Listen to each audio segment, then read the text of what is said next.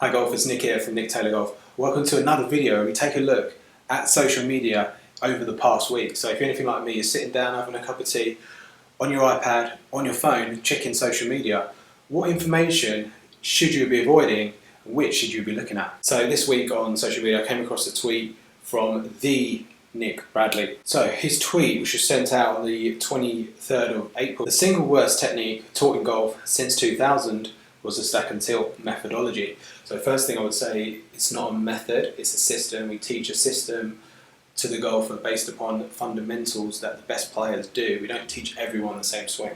He continues, in one swoop, remove more tour players from playing than any other theory. Again, false information. Mike Weir and Badley, which is the two guys he's probably referring to, were actually playing their best golf when they're working with Andy and Mike. And then just to top it off, if you ever are in the presence of one of these teachers, first call a cab for you and then the priest for them. So really just bashing the stack and tilt instructors. I don't know why.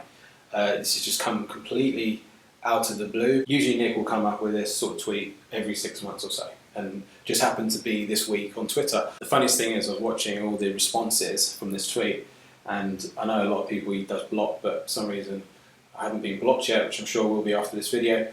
But he has since deleted the tweet.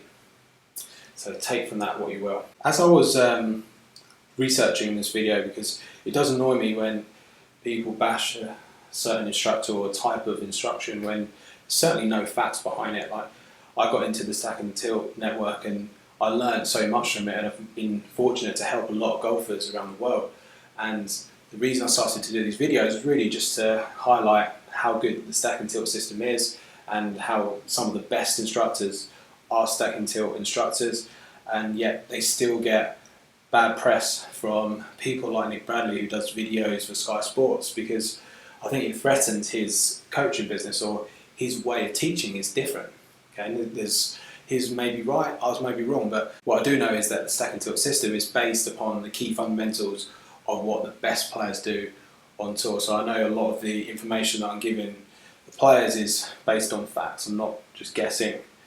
We use tour players as examples and the data that we collect from tour players in terms of how the body moves. So I was trying to find that tweet from the day. Obviously he's deleted it now, but there was a reply on there that someone's put to him, what if you like neck and back pain, can I still stack and tilt? If anything, I think it's better for your back than being bad for your back, but there's original information that came out that it's bad for your back, but it's scientifically proven that it's not. So, which is very frustrating to see, because if someone sees that tweet and they see that reply, they might think, oh, it's bad, and all automatically just disregard the system when this is not facts. So right underneath that tweet, there's a video here of Nick, and he's talking about golf swings are really, really fishy. In fact, they're the best. Here's why. So he's got this video on here on Twitter, which had over 700 views. It's got 1 like, which is good. I don't know who liked that one, but he has got a like for it. So when you look at the video, he's talking about the way fish move, and behind him he's got, it looks like a fish tank. He must be at an aquarium or something, and the fish are moving very slowly, probably because they're in a tank, right? They can't really go anywhere. Sure, if they're out in the ocean, they'll be probably moving fast. What's the similarity between a fish and the golf swing? Well, in both instances, there's great economy of motion. You don't see many fish thrashing around and getting somewhere, and you don't see many golf swings that have a lot of motion hitting the ball a long way.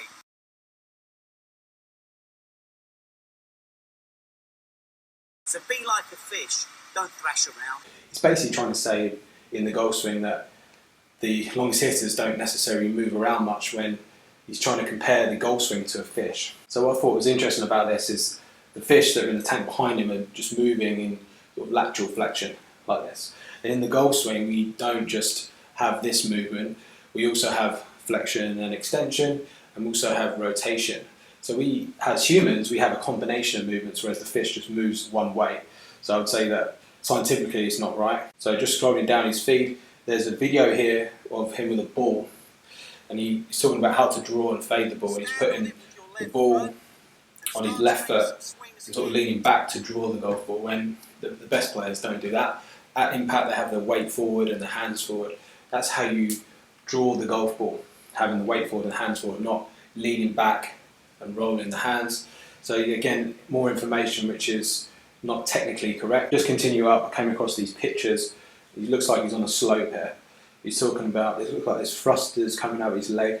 The picture looks great, it's just the actual swing, you just don't see the best players doing this. If you look at his swing and the backswing and follow through, you just don't see the best players in the world do that motion, which is what I have a slight problem with. He's attacking the stack and tilt guys when really his information that he's given is really old school now. A good example of this be in the past, if you take a look at Justin Rose, who Nick used to work with, his swing from when he was working with him to now is very different, and it kind of resembles that backswing position with the thrusters coming out of him. So yeah, like I said, I think he does sort of a lot of good things.